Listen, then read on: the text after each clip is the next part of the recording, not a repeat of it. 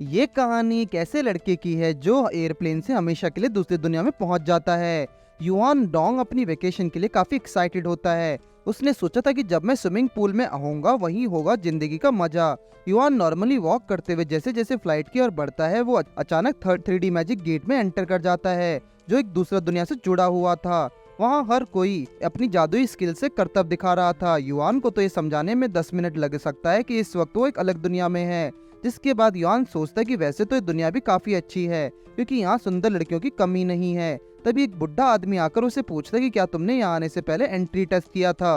वो आदमी उसे धर्मशाला में छोड़ जाता है जहाँ एक स्टोन गॉड नाम का बड़ा सा पत्थर होता है। युआन को लग रहा था कि वो तो पैदा होते ही टैलेंटेड हुआ था तो टेस्ट की क्या जरूरत है। उसने ओवर कॉन्फिडेंस में जैसे उस पत्थर को टच किया युआन को रिजेक्ट कर दिया गया। दुआओ द्वीप एक जादुई जगह है जहाँ विंड, वाटर, फायर और स्टोन स्पिरिट पाई जाती हैं। अलग एनर्जी अलग लाइट को रिप्रेजेंट करती है पर युआन के छूने से ऐसा कुछ नहीं हुआ, इसलिए उसे एक मामूली इंसान ही समझ लिया गया। युआन को लगने लगा कि वही यहाँ का सबसे बड़ा बेवकूफ है। जब वो जंगल में एक पेड़ के नीचे बैठा हुआ होता है तो खुद से कहता है कि मुझे जैसे फूल को इस दुनिया में जगह नहीं मिलेगी। तभी एक बार फिर से वो बुढ़ा व्यक्ति वहाँ आकर उससे कहने लगता है, अगर तुम्हारे बस की कुछ नहीं है तो तुम मेरे साथ खेती बाड़ी कर सकते हो।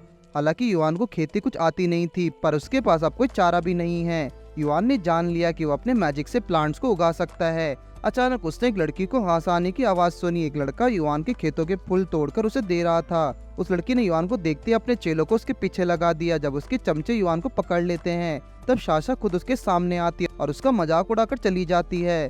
शाम के वक्त युआन का लटका मुंह देखकर वो बुढ़ा आदमी बोला, तुम्हारी उम्र में मैंने ये द्वीप घूमना शुरू कर दिया था और अपनी पीक स्ट्रेंथ पर भी पहुंच गया था। और वो जब युआन के परियों के बारे में बताने लगा तो वो युआन काफी एक्साइटेड हो जाता है।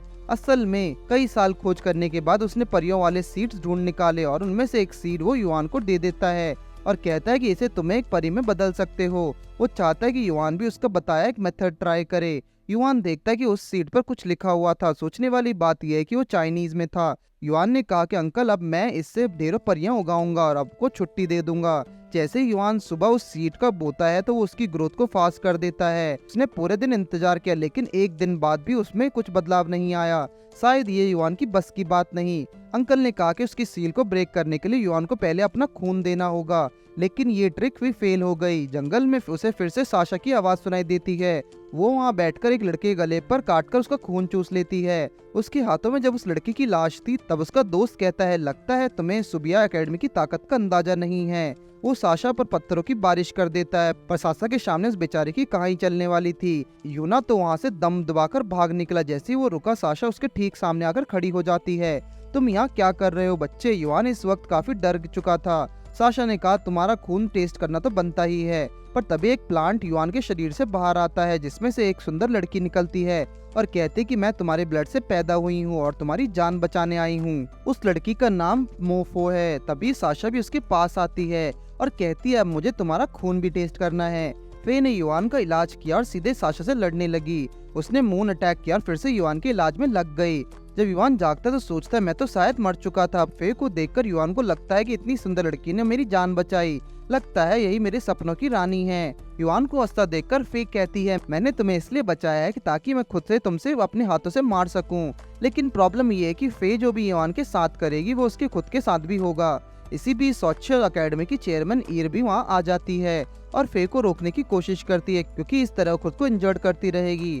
ईर ने युआन के प्राचीन फेरी डेयरी में भी जिसमें युआन फे को दोबारा कैद कर लेता है। ईर युआन को घेर लेती है और उसे चाय पिलाते हुए बताते कि पहले इस महाद्वीप पर सिर्फ परियों का राज हुआ करता था पर एक बार रातों रात उनका सफाया हो गया। फेरी डेयरी उन्हीं परियों के बारे में बताती है। युआन ने कहा, तो तुम ये बुक मुझे क्यों नहीं दे देती? पर ईर ने तो उसके मुंह पर मना कर दिया। युआन कहते, अगर तुमने मुझे ये बुक दे दी तो मैं तुम्हें अपनी एबिलिटी से सारी फेरीज को जगा सकता हूँ।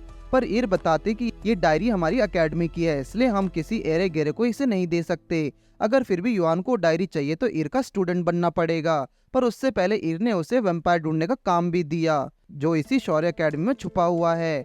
ईर ने जब उस 3 सीट्स का लालच दिया तो उन्हें देखकर युआन बोला, आज से मुझे अपना गुलाम समझो।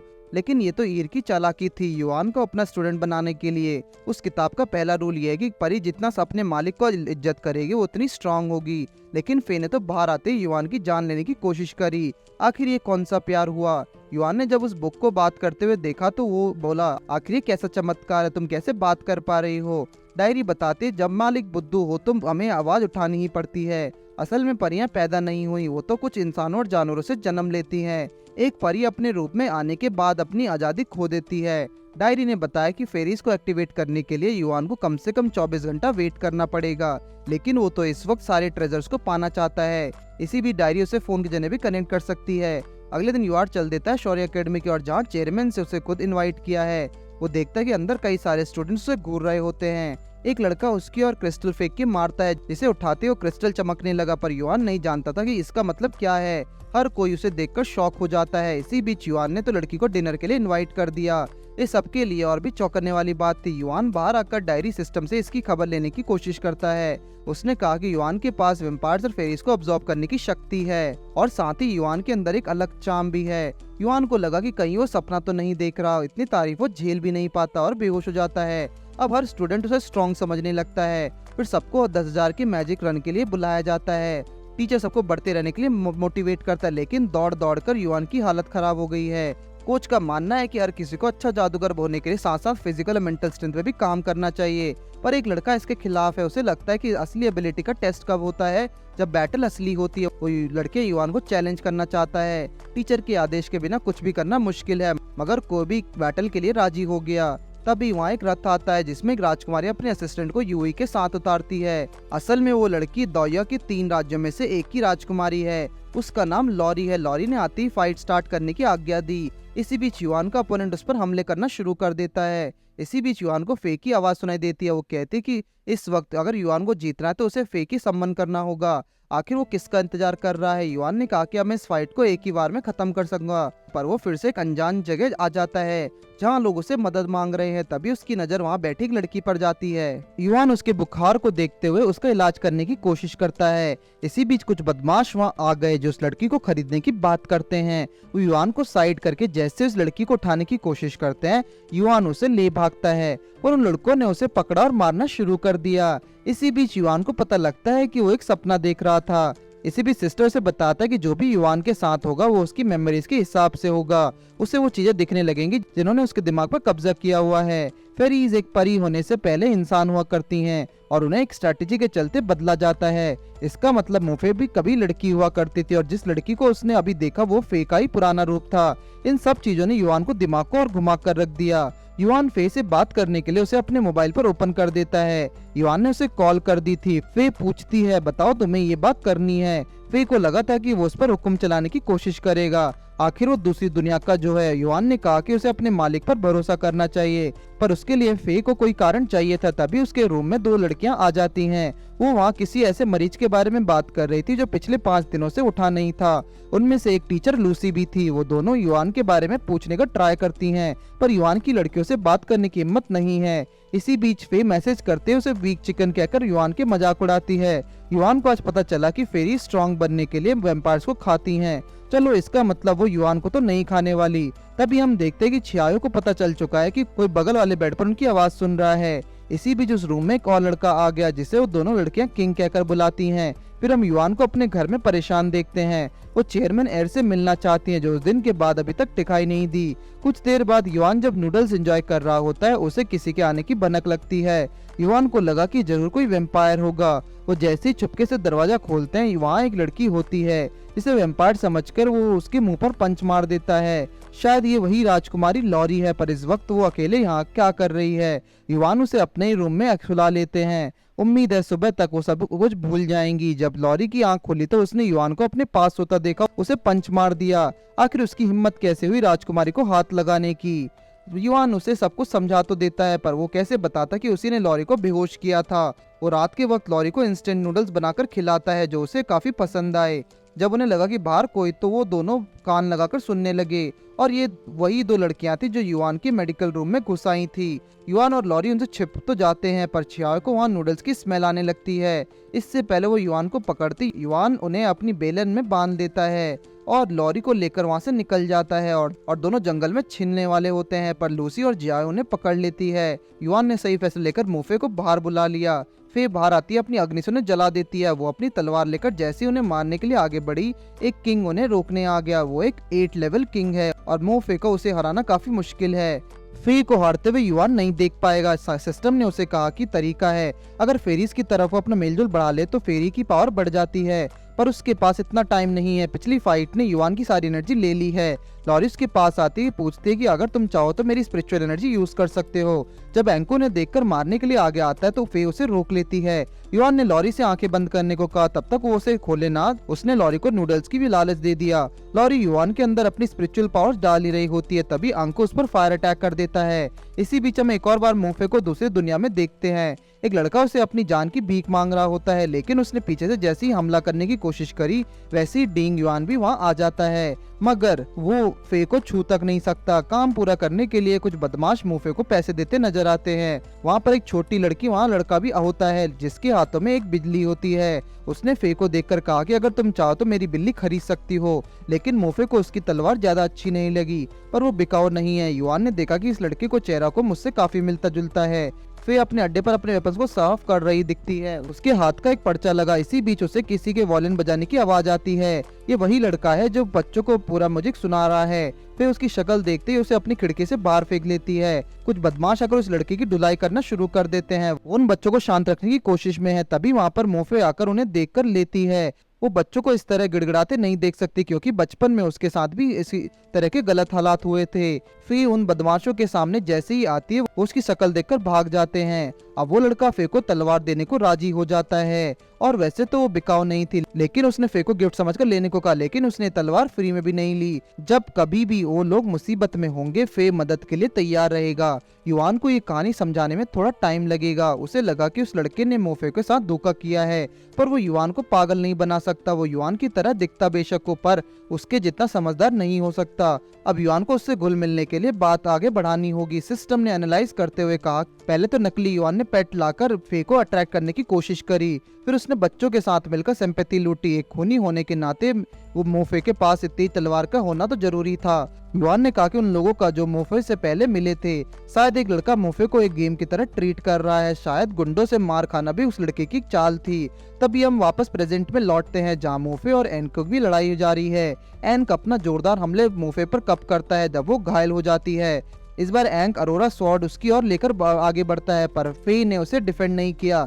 जैसे ही उसका खून तलवार को छूता है, फे अपने खून की मदद से उसे कब्जे में ले लेती है। अब ये तो पक्का हो चुका है कि वो लंबे बालों वाला लड़का युआन का ही रूप है। युआन ने सोचा कि अगर वो उससे बात कर पाता तो उसे खूब डांटता। जैसे युआन पीछे से अपने पास्ट वर्जन को गालियां देना शुरू करता है, वैसे ही वो उसे सुन लेता है और कहता है कि तुम्हें खुद को गाली देने की जरूरत नहीं। इसका मतलब वो युआन को देख सकता था। युआन ने पास्ट वर्जन जानने की कोशिश करी कि आखिर वो मोफे के साथ क्यों खेल रहा है। उसने कहा कि तुम्हें तो ज्यादा पता होना चाहिए, क्योंकि तो हम दोनों एक ही हैं। युआन खुद को उसके साथ नहीं कंपेयर करना चाहता। उसने कभी फे को गेम कैरेक्टर की तरह ट्रीट नहीं किया। मोफे को जब अपने घर में किसी के आने की खाहट होती है तो उसे पकड़ लेती है। उसके स्वागत करने को तरीके काफी कैजुअल है। ऐसा इसलिए है क्योंकि हर कोई उसके गेट खटखटाने से डरता है, और अगर कुछ माफिया के लोग होते तो वो सीधा अटैक कर देते। पास्ट वाला युआन, जिसका नाम भी बाइगू है, वो मोफे के लिए कुछ तोहफा लाया था जो हमले के कारण जमीन पर गिर पड़ा। डीन युआन, जिसे फे देख सुन नहीं सकती, वो चाहकर भी उसे कुछ समझा नहीं पा रहा था। बाइगू और फे बीच पर बैठे नजर आते हैं। बाइगू को ये जगह सबसे सुरक्षित लगती है। उसने दुनिया में कई जगह घूमकर भी काफी एक्सप्लोर किया है।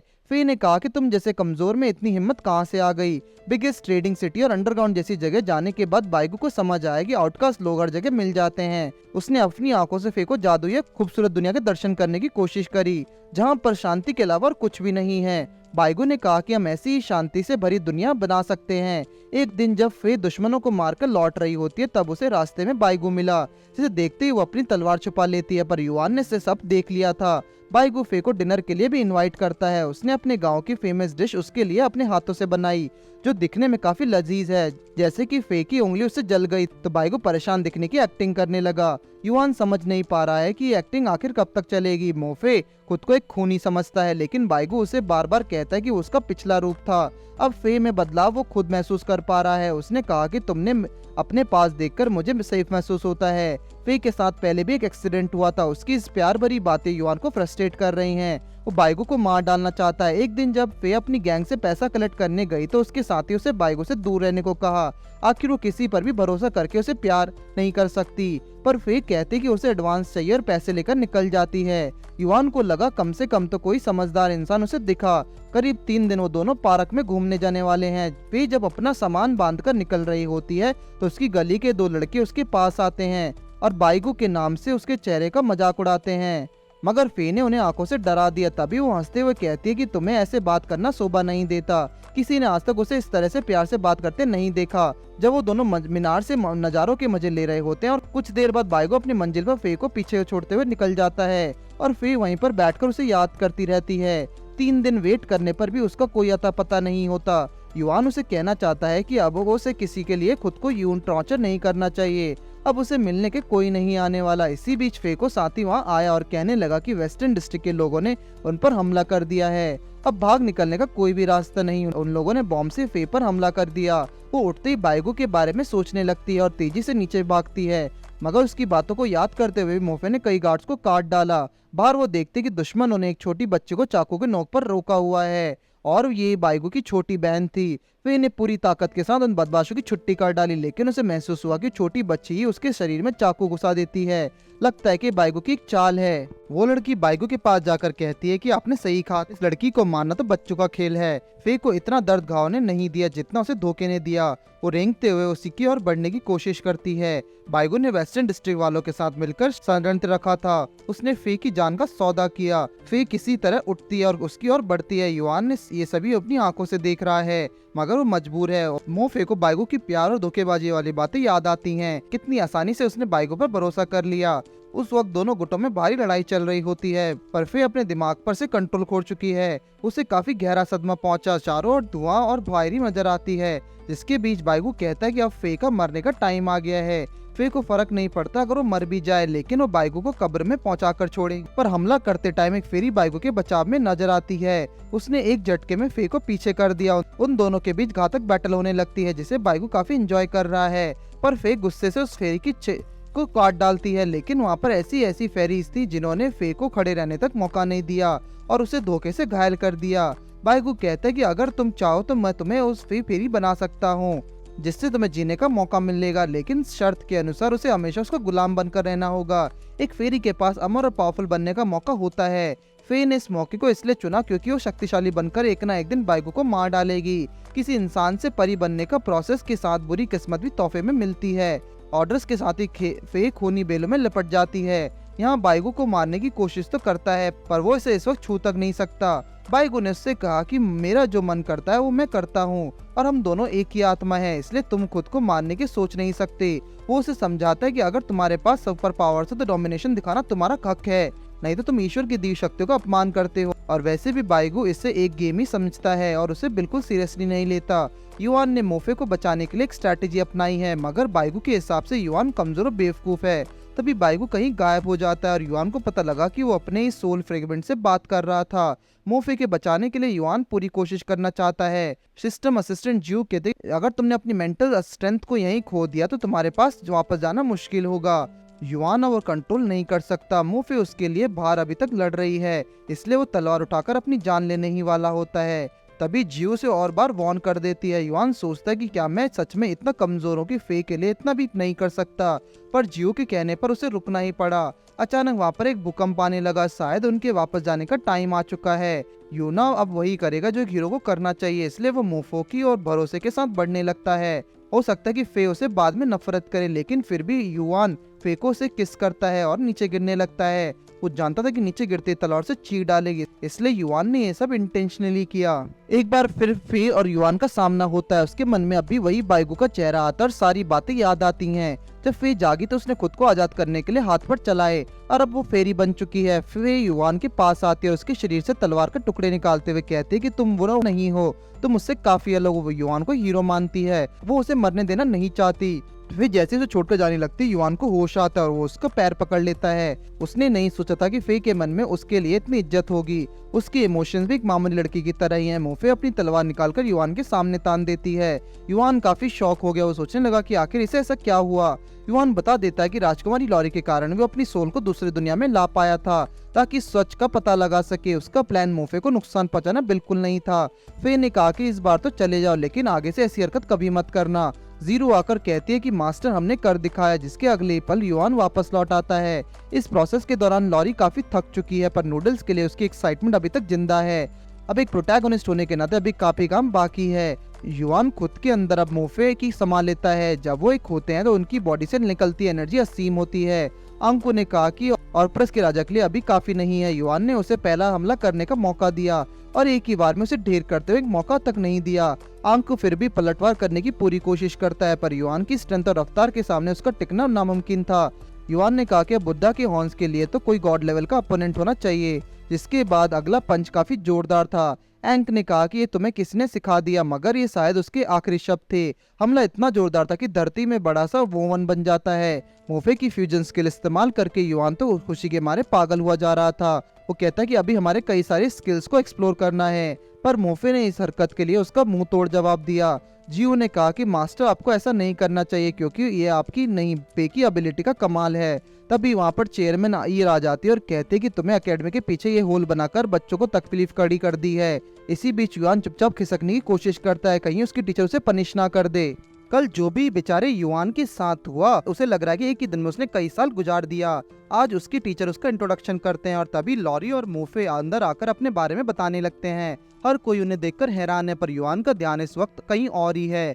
फे और लॉरी ठीक युआन के बगल में आ बैठी है, जिन्हें देखकर उसका होश उड़ गया। लॉरी पूछती कि क्या कल के बाद तुम ठीक से सो भी पाए थे। फे ने कहा कि मैंने देखा था कि रात को युआन चिंता में ही डूबा हुआ था। लॉरी ने जैसे युआन के साथ खेलने की बात करी, वैसे ही सारे स्टूडेंट्स का दिल मानो टूट सा गया हो। वो युआन के पीछे पड़ जाते हैं। वो किसी तरह छुपकर उन सबसे बच जाता है। जब युआन लाइब्रेरी आता तो उसकी नजर एक लड़की पर पड़ती है। वो जानना चाहती थी कि युआन को किस तरह का मैजिक में इंटरेस्ट है। युआन ने बताया कि उसे अपने सीड प्लांट मैजिक एक्सेलरेट करना है। वो लड़की उसे कुछ स्क्रोल देती है जिससे युआन को काफी मदद मिलेगी। युआन को लग रहा है कि अब तो वो फेरीज को प्लांट करके खुद सारी परियों को अपना गुलाम बनाएगा। इसी बीच जियो उसे बताते कि अपना मैजिक अभी उसके लिए बहुत कमजोर है।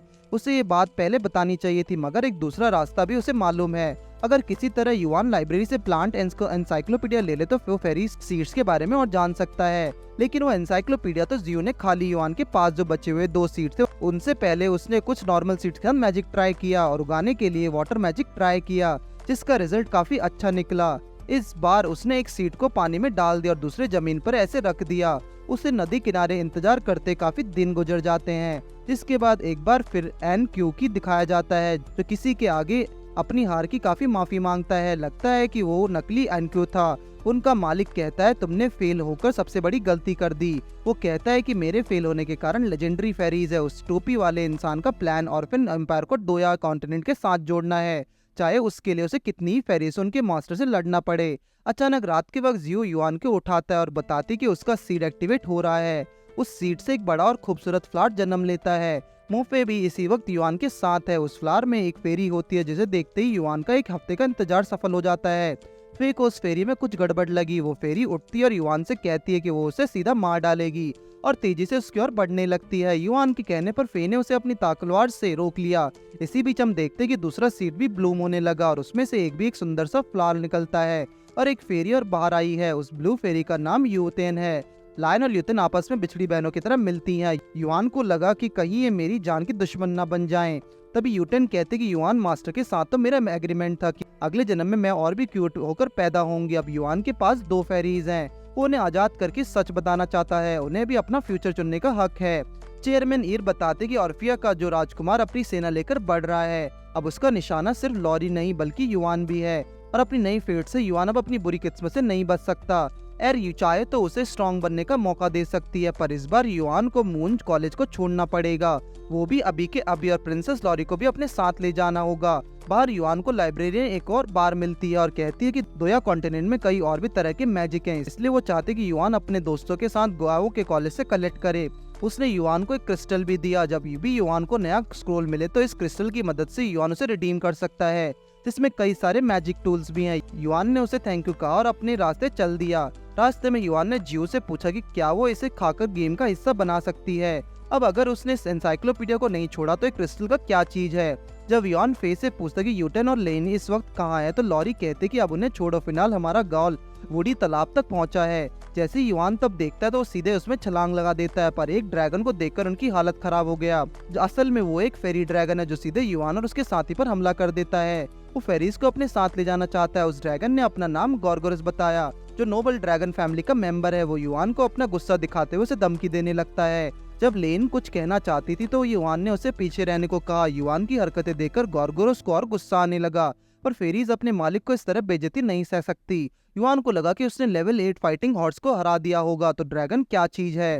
तभी गॉर्गोरस गिड़गिड़ाने लगा और कहता है कि मैं एक गरीब ड्रैगन हूँ, मुझे एक फेरी बीक में दे दो, लेकिन उसके लिए उसे युआन का सामना करके उसे हराना होगा। गॉर्गोरस ने उसका चैलेंज एक्सेप्ट कर लिया। अब युआन के पास अपनी स्किल्स को बेहतर जानने का मौका है। काफी देर तक लड़ने के बाद कोई रिजल्ट नहीं निकला। युआन ने कहा कि तुम इसी वक्त अपने टाउन लौट जाओ। उन्हें बहस करते देख फेरीज भी उनका मजाक उड़ाने लगती है। युआन ने गॉर्गोरस को अपनी बाहों में फंसा लिया और कहा कि अब तुम्हारा तालाब में डूबकर मरने का टाइम आ गया है। जैसे युआन ने ड्रैगन को आजाद किया, ड्रैगन बोला कि लगता है कि तुम मुझसे डर गए हो, और युआन को एक बार फिर मारने की धमकी देता है।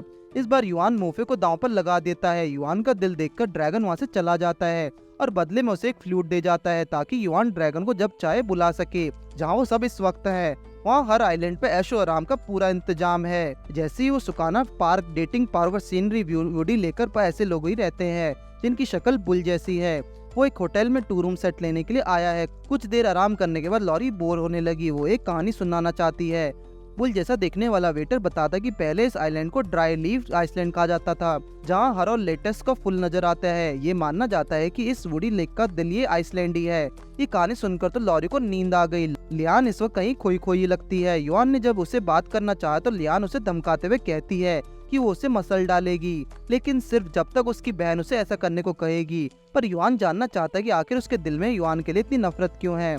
उसकी बातों में युआन को कोई आंसर तो नहीं मिला। लगता है उसकी दिमागी हालत ठीक नहीं है और उसे भूलने की बीमारी भी है। युआन ने कहा कि उसे कुछ दिन और यहाँ बिताने चाहिए ताकि कुछ और पास की यादें याद हो जाएं। अचानक लियान के सर में जोरों से दर्द शुरू हो जाता है और युआन को इसका दोषी कहते हुए उसकी ओर बढ़ती है, पर तभी बेहोश हो जाती है। इसी बीच कुछ और लोग वहाँ आ जाता है और वो लोग लुटेरों की तरह धमकी देने लगते हैं।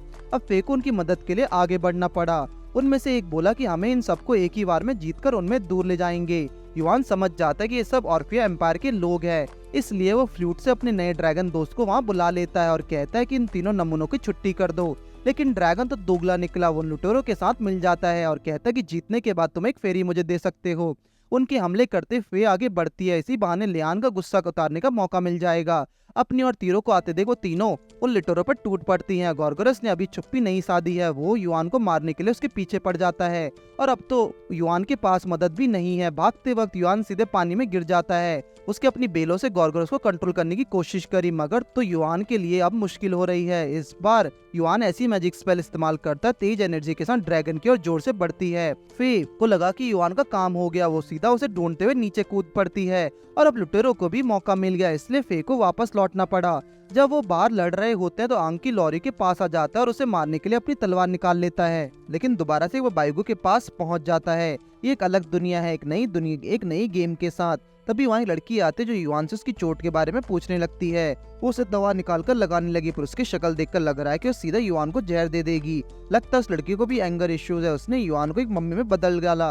अपना काम करके जैसे ही वो लड़की जाने लगी तो बाइगो युआन से पूछता कि क्या तुमने इससे पहचाना है, और उसका नाम जैसे ही युआन सुनता है उसके चेहरे पर एक मुस्कान आ जाती है, क्योंकि ये लड़की लियान शुआंग है। ये एक ऐसी जगह है जहाँ पर फेरी की आत्मा सील रहती है, इसलिए एक आम लड़की जैसी है और अपनी मेमोरी भूल चुकी है।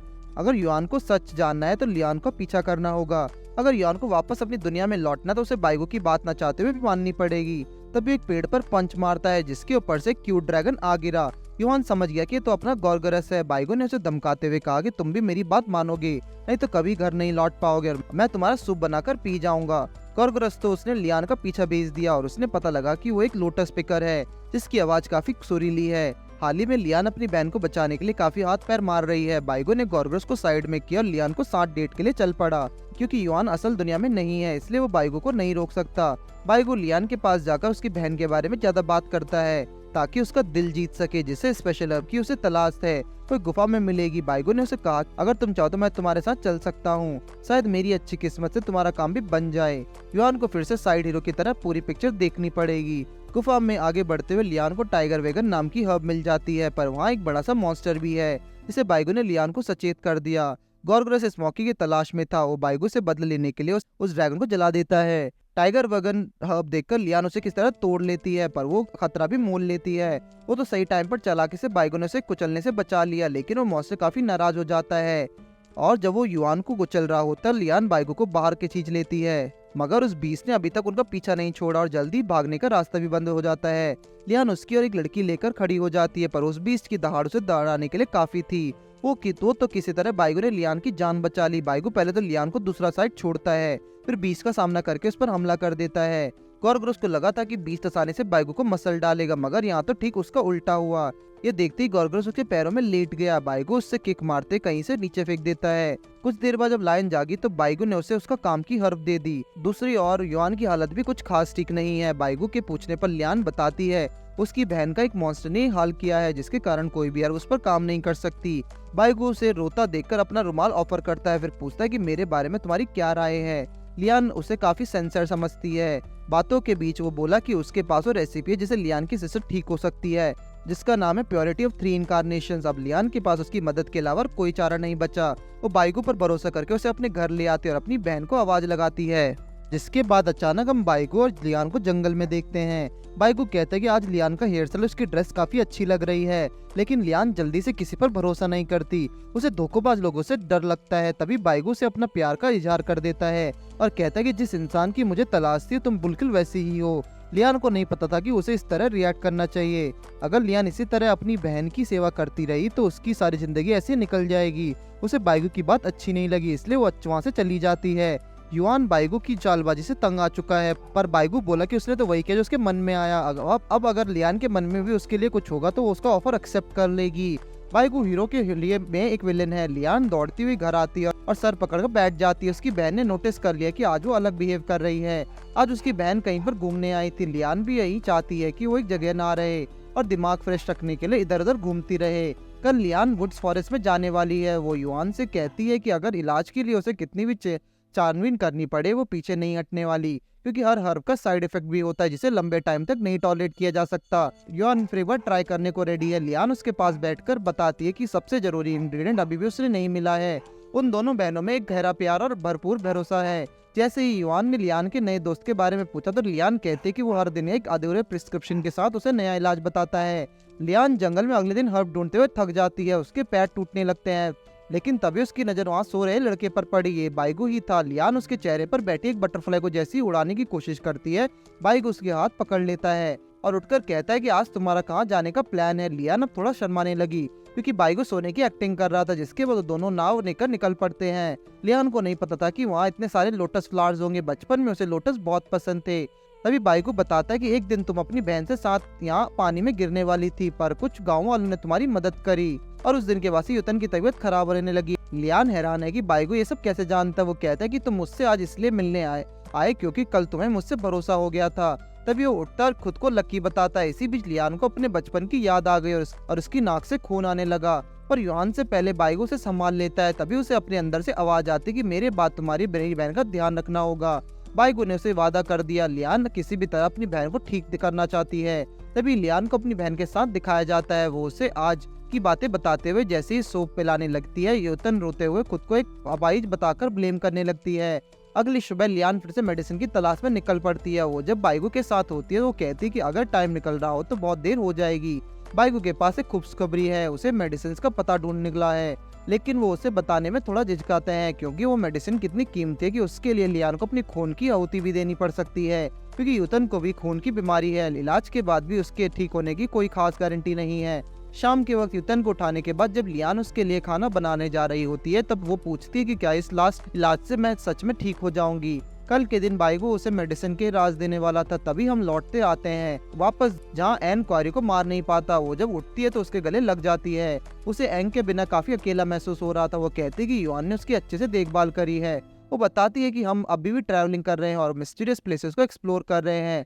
लॉरी एंग को भी अपने साथ ले जाना चाहती है। एंग उससे कुछ कह नहीं पाया। तभी लॉरी से बाहर खींच लाती है जहाँ फे बदमाशों से निपटने में बिजी है। वो तीनों जब एक साथ फे पर हमला करते तो वो अकेले ही उन्हें रोक लेती है।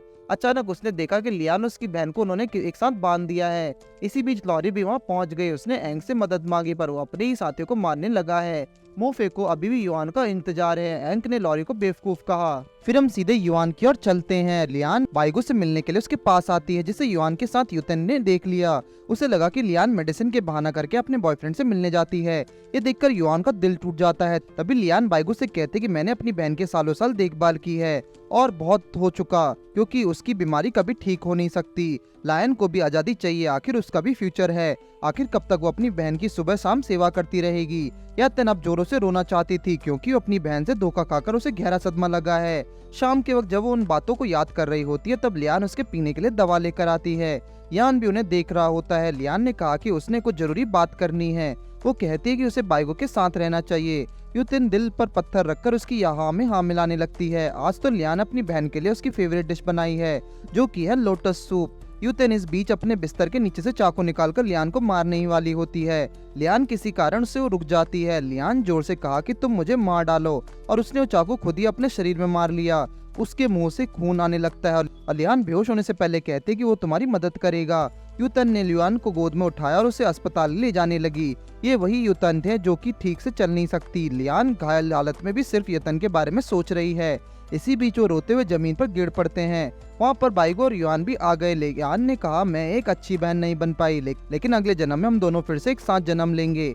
और तभी लियान को मरने के साथ युतन भी बोले कि कभी उसे समझ नहीं पाई। वो पास के तालाब में ले जाने लगती है। वो युआन के रोकने पर ही नहीं रुकी। बाइगो कहता है कि अगर तुम अगले जन्म में एक फेरी बनती हो तो मैं तुम्हारे साथ एक पुनर्जन्म लेने का मौका दूंगा। और इसी के साथ ही एक फ्लावर उनकी ओर फेंकता है जिसमें वो दोनों कैद हो जाती हैं।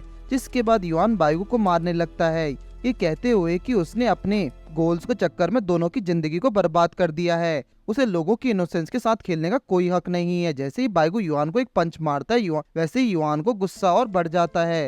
वो जिंदा इंसानों के साथ जुर्म होता नहीं देख सकता। बाइगो नहीं समझ पा रहा कि आखिर युआन चाहता क्या है, बल्कि उसे तो इस वक्त मोफे के साथ होना चाहिए जिससे उसकी सबसे ज्यादा जरूरत है। युआन ने ठान लिया कि अब चाहे कुछ भी हो जाए वो उन दोनों बहनों को बचा कर रहेगा। युआन के हाथ पर चलता देखकर बाइगो बोला कि अगर वो यहाँ से जल्दी नहीं गया तो हमेशा के लिए इस दुनिया में फंस सकता है। युआन को इससे फर्क नहीं पड़ता। वो खुद को बाइगो की जगह रखकर उसे साबित करना चाहता है कि इस तरह बिना किसी के बले दिए भी गेम को पूरा किया जा सकता है। तभी वहाँ लियान फिर से आती है और इस बार बाइगो के बदले वो लियान की मदद करता है। और लास्ट इंग्रेडिएंट के बारे में बताते हुए युआन कहता है कि उन्हें उनकी जरूरत नहीं है, बल्कि पुरानी रेसिपी से ही तुम अपनी बहन का इलाज कर सकती हो। लेकिन लियान तो ऐसे एक्सपेरिमेंट्स पिछले 10 साल से करता आ रही है। फिर भी लियान को उम्मीद है कि क्या पता युआन का मेथड काम कर जाए। ये लियान का लास्ट ट्राई होगा। शाम को रेसिपी के बनने से पहले युआन उसके घर पहुंच जाता है और कहता है कि मुझे सेंगोशिन के बारे में पता लगा है और ये तरीका हर बीमारी का इलाज कर सकता है, लेकिन इसमें किसी खास आपकी बलि देनी होती है। किसी तरह अगर युतन लियान को मार डाले तो उसका इलाज किया जा सकता है। उसके लिए उन्हें ऐसा प्लान चाहिए जिससे युतन अपनी बहन से नफरत करने लगे। लियान को ये आइडिया पसंद आया, इसलिए उसने युआन को डिनर पर भी इनवाइट किया है। युआन पहले वाले सीन में रिपीट नहीं होने देना चाहता। शाम का डिनर के वक्त युतन युआन से मिलती है और उसकी तारीफ करते हुए कहते कि इतने में मेरी कई बार मदद की है।